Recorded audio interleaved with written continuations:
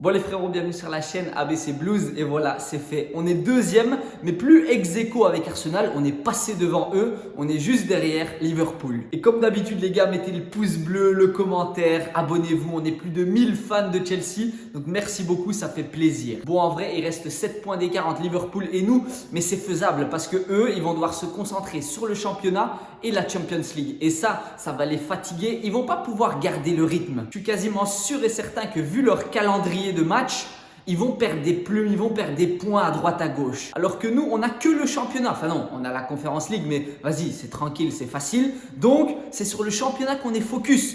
On va pas perdre des points, c'est sûr. Le seul match qui me fait peur jusqu'à janvier, c'est contre Tottenham ce dimanche. Et en plus, je crois que Tottenham joue ce soir. Je vais regarder leur match pour voir ce que ça donne. Enfin bref, là on est ici pour parler du match de Chelsea face à Southampton. On a gagné 5-1 et... franchement, merci à Cucurella d'avoir des longs cheveux parce que bon, le carton rouge, il nous a aidés. Bon, après, je crois que c'est pas grâce au carton rouge qu'on a gagné parce que c'était déjà 3-1 quand il y a eu la fameuse faute là où il lui a tiré les cheveux. Franchement, le joueur d'en face, c'est un gogol. Sans déconner, le gars, il est capitaine, il vient et tire les cheveux. Enfin bon, ça méritait peut-être pas une carte rouge parce que c'était plus marrant qu'autre chose, mais ça reste un geste anti-sportif, anti-jeu. Donc pour moi, la carte rouge, j'étais content, elle est méritée. Ça nous a permis d'avoir beaucoup plus d'action offensive. Et en parlant d'action, les gars, on a marqué 5 goals. Ok, c'est bien, mais moi, je suis pas satisfait. On pouvait en mettre 10, même peut-être plus. Il y a eu combien de poteaux? Palmer, je crois que Tosin de la tête, il a mis une latte. Il y a eu João Félix, il a raté des occasions de malade. Donc voilà, c'est 5-1, donc c'est cool. Vas-y, on peut faire la fête, mais ça peut être 10-1. Et là, franchement, ça aurait été encore mieux. Mais on va rester positif parce qu'on gagne les 3 points, on est deuxième. Et on va un petit peu parler du match et de la composition. Alors déjà, au goal, je vous avais dit que Jorgensen pourrait commencer. Et ça a été le cas. Et heureusement qu'il est là parce que les gars, au bout de 1 minute 30, il nous sauve le match. Enfin, peut-être pas le match en entier, mais il fait un arrêt. Mon Dieu, c'était... un arrêt comme Neuer. Et en vrai de vrai, si Southampton marque dès la première minute, je crois que le match il serait différent. Mais vraiment totalement différent parce que Southampton, ils auraient eu de l'espoir. Ils auraient voulu aller marquer plus de goals. Et nous, ça nous aurait mis en danger parce que dès qu'on était pressé dans les 15-20 premières minutes, on n'était pas bien les gars. Il y a eu 2-3 occasions, surtout qui venaient du côté gauche, là du côté de Malo Gusto. Et ça nous a fait mal. C'est notamment de là que le goal est venu. Mais mis à part ça, Jorgensen, franchement, il marque encore des points. Il mériterait d'être titulaire dimanche contre Tottenham, mais ce ne sera pas le cas parce que Maresca a dit que ce serait Robert Sanchez qui jouerait. Mais allez, je peux le comprendre parce que moi j'ai réfléchi à un truc. En fait, Jorgensen, il a que 22 ans. Il est hyper jeune, donc il ne peut pas se plaindre. Et puis, je pense pas que ça va être le gars qui va se plaindre en mode ouais, moi je veux plus de temps de jeu. Je crois qu'il est déjà satisfait avec ce qu'il a. Car c'est pas comme s'il joue toutes les 3 semaines. Non, à peu près toutes les semaines, il est quand même titulaire dans la Conference League ou même en championnat à partir de maintenant. Alors que Robert Sanchez, il a 27 ans, il a un petit peu plus d'expérience, donc c'est à peu près normal qu'il soit titulaire en championnat, même si je trouve que Jorgensen est meilleur. Mais au niveau de l'âge et de l'expérience, Robert Sanchez mérite quand même peut-être sa place. Mais concernant Jorgensen, c'est vraiment le gardien pour l'avenir de Chelsea. Dans 1, 2, voire 3 ans, je crois qu'il sera excellent. Enfin, déjà maintenant, il est trop fort. Alors, imaginez dans 3 ans. Alors maintenant, on va passer à la défense. Et là, Malo Gusto à droite. Alors, c'est le seul point négatif du match. Alors, je vous explique avant que vous fassiez des dingueries dans les commentaires.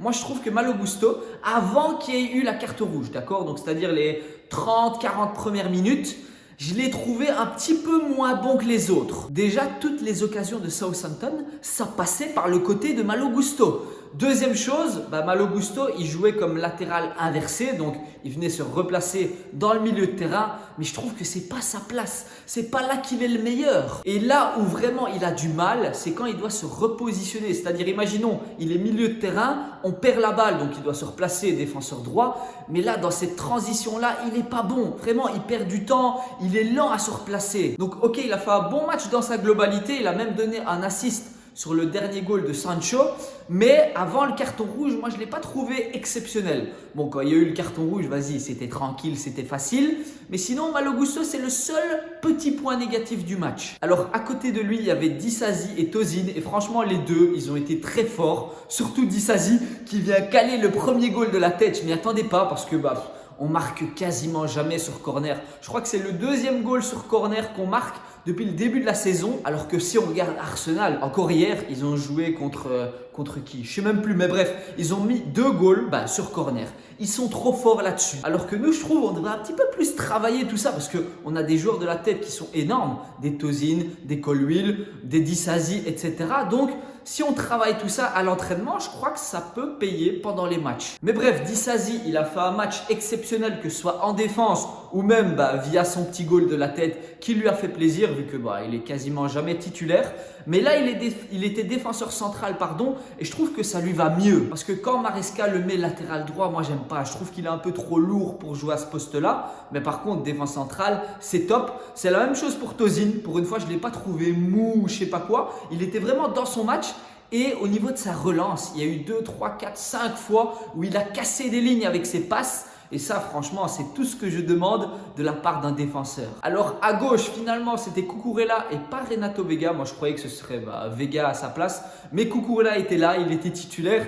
Grâce à lui, on a eu, on n'a pas reçu, mais les adversaires ont reçu un carton rouge. Et je vous avoue que quand j'ai vu la phase, je me suis dit, mais vas-y frère, relève-toi, arrête de rester à terre. Parce qu'on sait bien que Cucurella, il est très fort, mais c'est un petit peu un clown. C'est un peu le joueur marrant de l'équipe. Et donc, quand je l'ai vu à terre, je me suis dit, vas-y, qu'est-ce qu'il a encore lui? Vas-y, relève-toi, fais pas perdre du temps au match et joue. Mais finalement, quand l'arbitre est allé voir la VAR et qu'on a vu que le capitaine adverse a tiré les cheveux du Cucurella, je me suis dit, mais déjà, le type, c'est vraiment un gogol. Je parle pas de Cucurella, je parle du capitaine adverse. C'est vraiment un mongol, le gars. Il vient et tire des cheveux. Donc, la carte rouge, elle est légère parce que, vas-y, ça fait plus rire qu'autre chose. Mais ça reste un geste antisportif.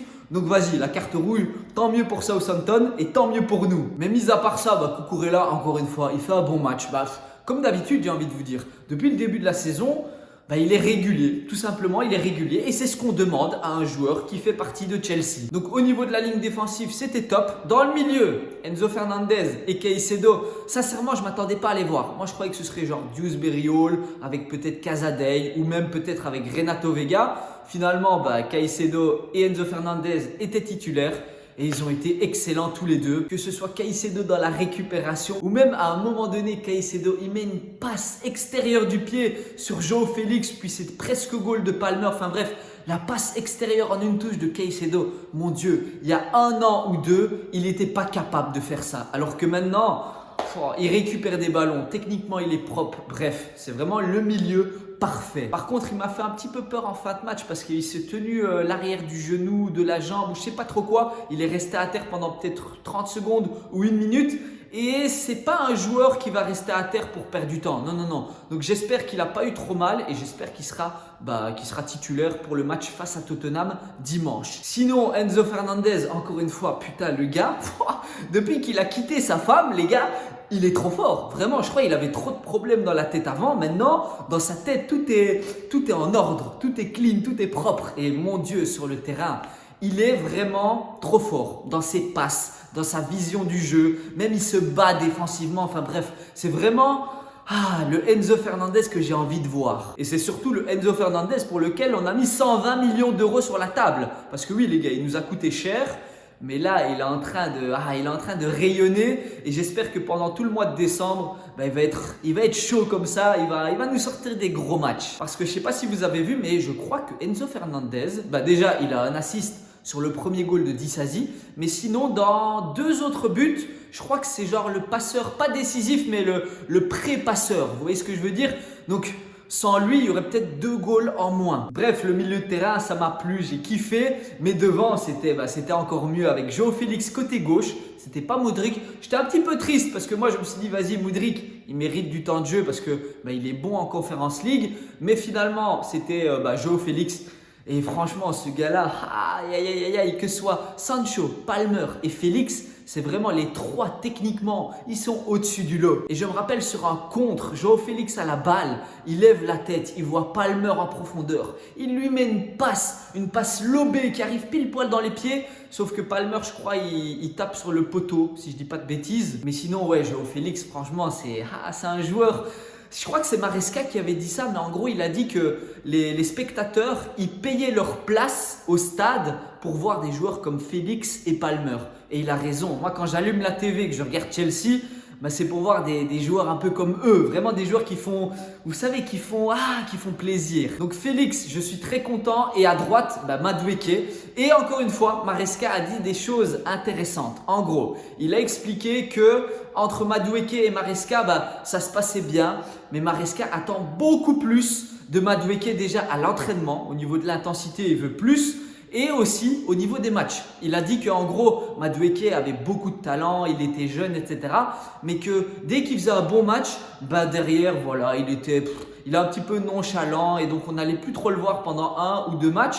Puis il allait rebondir, puis il allait Enfin bref, vous comprenez, c'est un petit peu Madueke. Et pour une fois, Maresca l'a dit en pleine conférence de presse. Et j'espère que Madueke ne va pas mal le prendre parce que je pense que, vas-y, Maresca, il aime bien Madueke, mais il veut juste plus de sa part. Et je trouve que c'est des bonnes réflexions de la part de Maresca parce que j'espère que ça va tilter dans la tête à Madueke et qu'il va changer son comportement parce qu'il est encore jeune. Il a quoi, 22 ans je crois? Donc c'est pas comme s'il avait 30 ans et qu'il était fermé d'esprit. Je pense qu'il est jeune, donc il peut encore changer au niveau de son comportement et de son attitude. Parce qu'au final, il nous sort un match excellent, certes. C'est vrai, il rate des occasions, je suis d'accord. Mais il met une passe décisive et un goal. Et le goal, c'est le fameux, il rentre pied gauche, il enveloppe deuxième poteau et c'est goal. Donc moi, je suis vraiment satisfait du match de Madueke et j'espère qu'il va prendre en compte les remarques de Maresca et qu'on va voir enfin le vrai Madueke. Parce que c'est ce que j'attends. Sinon, Sancho, il va venir et va lui prendre sa place, tout simplement. Alors sinon, Palmer. Alors le Palmer, le numéro 20, il a été bon. Sincèrement, il a été même très bon. Il aurait pu marquer peut-être 2 goals en plus. Allez, je suis gentil, 2 goals en plus. Mais il vole le but de Nkunku. Là, sur le coup, moi, ça m'a fait rire. Et heureusement que Nkunku ne l'a pas mal pris. Vous voyez, il a rigolé et tout. Donc, tranquille. Mais Palmer, voilà, il a inscrit encore un goal. Et je crois que c'est son 8e de la saison, si je dis pas de bêtises. Je vous avoue que moi, je regarde pas trop les statistiques exactes et tout. Mais je crois que c'est son 8e. Donc, pour un milieu offensif, parce que oui, il n'est pas attaquant Palmer. C'est excellent et peut-être que avec des pénaltys en plus, c'est vrai qu'il a mis combien de pénaltys depuis le début? 1, même pas 0, 1, je sais plus. Enfin bref, avec des pénaltys en plus au cours de la saison, il peut peut-être monter à 15 ou 20 goals jusqu'au mois de mai, enfin même peut-être plus, qui sait. Bref, Palmer, voilà, encore une fois, il a fait son match, il a été bon et devant, c'était pas Jackson. Comme je vous avais dit, Maresca, il allait faire tourner, pas totalement, mais il a quand même fait tourner. Jackson, il était sur le banc parce que on a match contre Tottenham dimanche, mais Nkunku, il a fait son taf, il a marqué son petit but et il a mis une passe décisive, si je dis pas de conneries. Oui, je suis con en fait, sur le goal de Cole Palmer, c'est une passe décisive de Nkunku, même si c'est Nkunku qui voulait marquer, Palmer lui vole. Mais sinon, Nkunku a quand même mis son but et je crois que c'est le quantième, le 12e, 13e de la saison. Donc pour un gars qui ne joue quasiment jamais en championnat, je trouve que mettre 12 ou 13 goals, c'est excellent, vraiment, alors qu'on n'est même pas au mois de janvier. On est toujours en début décembre. Il reste 10 matchs avant le mois de janvier. Il est déjà à 12 goals. C'est vraiment énorme de la part de Nkunku. Et je trouve, vas-y, c'est cool. Il s'est montré, il a prouvé qu'il pouvait quand même jouer en Première Ligue et pas juste en Conference League. Et donc, je crois que durant ce mois de décembre, Maresca va faire tourner une fois Jackson, une fois Nkunku. Et il le mérite. Sincèrement, il le mérite. J'ai pas envie de le voir partir au mois de janvier, mercato hivernal. Donc, il lui faut du temps de jeu. Il faut qu'il marque, qu'il soit en confiance et surtout qu'il prenne du plaisir sur le terrain. Mais ce qui m'a fait vraiment plaisir, moi, c'est quand Palmer lui a volé le goal. Nkunku, il a rigolé. Il n'était pas là en train de tirer la gueule, un peu comme Madueke ou quoi. Non. Il a rigolé. Il est venu taper dans la main de Cole Palmer. Donc ça, c'était cool. Bref, c'est un match qu'on gagne facilement 5 buts à 1. Bon, il y a le carton rouge qui vient nous aider. Mais je crois que même s'il n'y avait pas eu de carton rouge, Southampton, on les aurait tués parce qu'on venait vraiment bien les presser. On venait gêner la relance du gardien adverse. Et au final, ça provoquait des erreurs, notamment le goal le deuxième de Nkunku. C'est une erreur de relance, bam, on part, il marque en une touche de balle.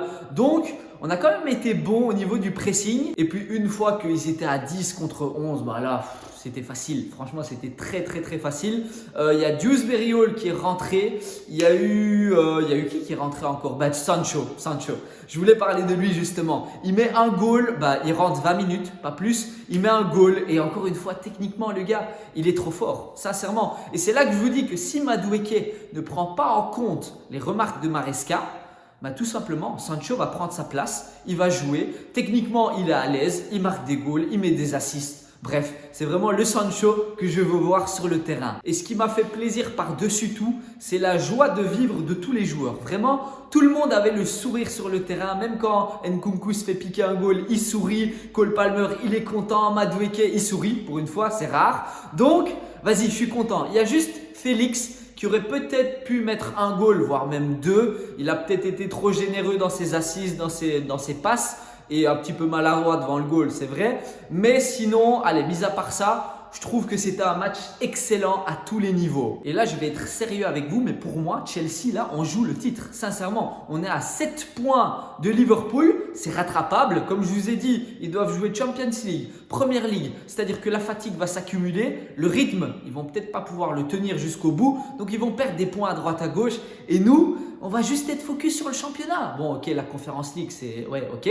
Mais le championnat, c'est vraiment sur ça qu'on va mettre notre concentration et nos efforts. Donc, il y a moyen de les rattraper. Surtout que là, bah voilà, on est deuxième et on n'est plus deuxième ex-aequo avec Arsenal. On est passé devant eux grâce à la différence de but parce que Arsenal a gagné 2-0 quand même hier contre Man United. Mais pour le moment, la chance nous est favorable. Enfin, c'est pas de la chance, c'est du travail. Les joueurs, ils sont impliqués.